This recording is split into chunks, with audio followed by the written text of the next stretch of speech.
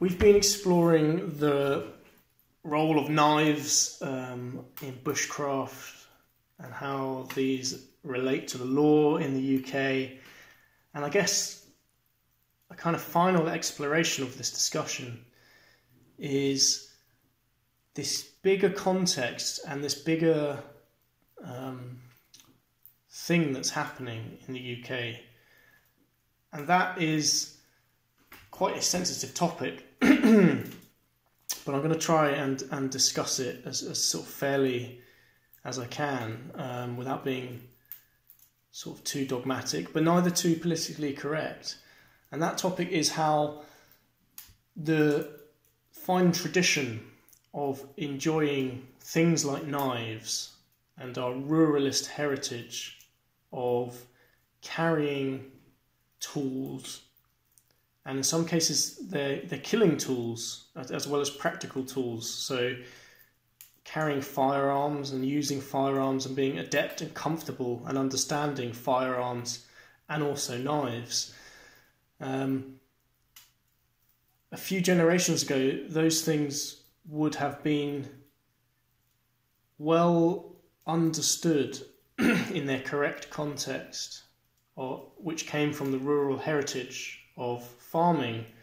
And the UK has a very strong rural heritage, which still comes through in many kind of small ways. And of course, over time, as things become more and more urbanised, we kind of begin that heritage kind of gets folded away, and every now and then we kind of get exposed to it. You know, let's say you might go out to the countryside and hear a shotgun being fired, and it just reminds you that we do still have that, and they are important.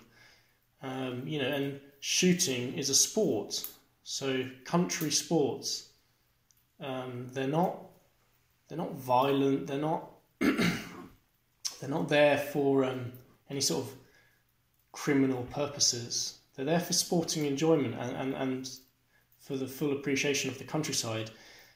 And there is an idea that, by definition, the countryside connects you to life and death. It's a bit more real and a bit more exposed to the elements and to the natural kind of seasonal life cycles. So the whole project of agriculture is a kind of it's like a paradoxical one of husbandry of animals, and also the killing of animals. And I think farmers would be able to explain this much more clearly than I could, because I'm just observing from the outside. But that connection with life and death is something that we don't properly understand when we live in urban areas, and we lose sight of the proper cycle and connection to landscape, and the seasonal nature of things. Now, you know, seasonality has kind of become a trendy gourmet food market thing, and I don't think that's quite what it's about either. It's more of like an everyday, normal thing for people who live a properly rural life. It isn't a big kind of gourmet event. It's just a natural day-to-day thing to see dead animals and to be working with cuts of meat, and to see animals being born and to hear of them being born or being sick or being slaughtered, and so on. And there's something inherently wholesome about that grounded connection to the landscape and life in the landscape. So it's quite troubling to see how knife culture, even the phrase seems kind of toxic. So it's troubling to see how knife culture is being hijacked by this kind of venomous urban criminality, and as much as I hate to say it, that does have a component a cultural component that nobody really wants to talk about. So, knife crime and gun crime is not evenly distributed across different demographics in the UK. And that really shouldn't be a surprise to anyone, because different cultural groups are different and do have different effects and do behave by and large in different ways.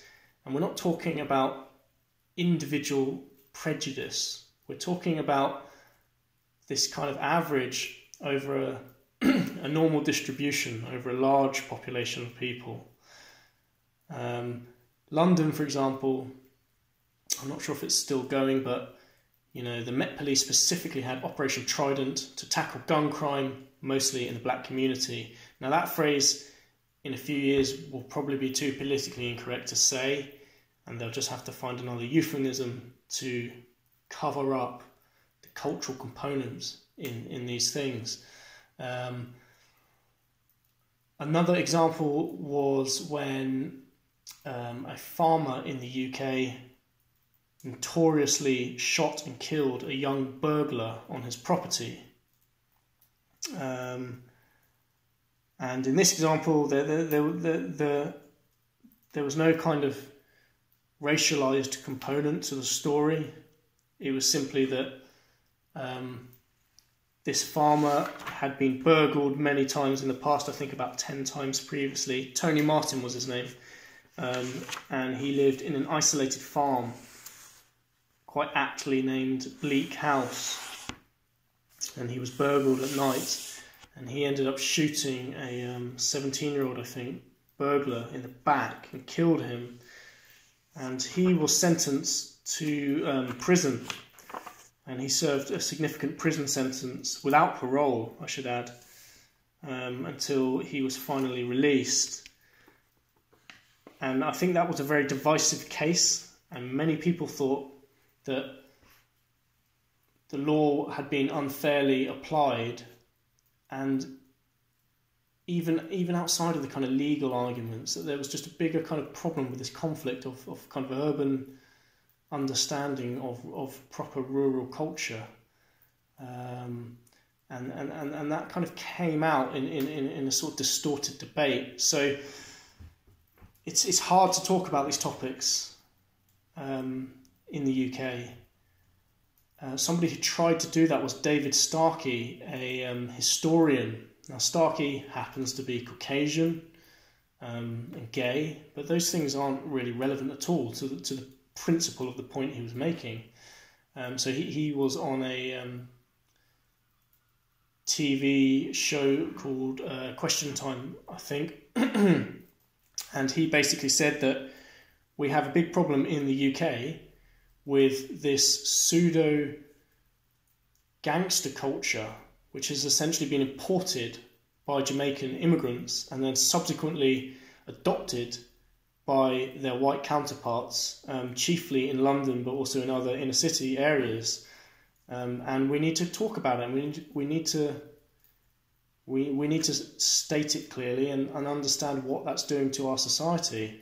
And all you have to do to see that is you can see it linguistically in the kind of penetration of this kind of pseudo-gangster patois, which euphemistically has been named multi-ethnic London English, which is quite a bizarre kind of bastardization of all of these different terms to just kind of cover up the fact that it's basically just kind of proto-gangster English, whatever that means. And Starkey was basically blacklisted from the TV and radio for about 2 years and widely kind of denigrated as some kind of awful, old, out-of-touch racist. But he wasn't. He was just stating what's plainly obvious to everyone. This year, London surpassed New York in terms of the number of deaths from knife crime. London is now, I think uniquely in the Western world, a global hotspot for acid attacks. And that was a foreign problem that's been imported and now subsequently adopted at large in kind of gangster culture. But you cannot deny a cultural and ethnic component to these problems. And if you do that out of a sense of political correctness or sensitivity, you basically prevent those problems from ever being resolved in the right way. So they won't go away just because they're ugly problems, and they are ugly problems. So that's a pretty depressing exploration of where we sit in the UK at the moment.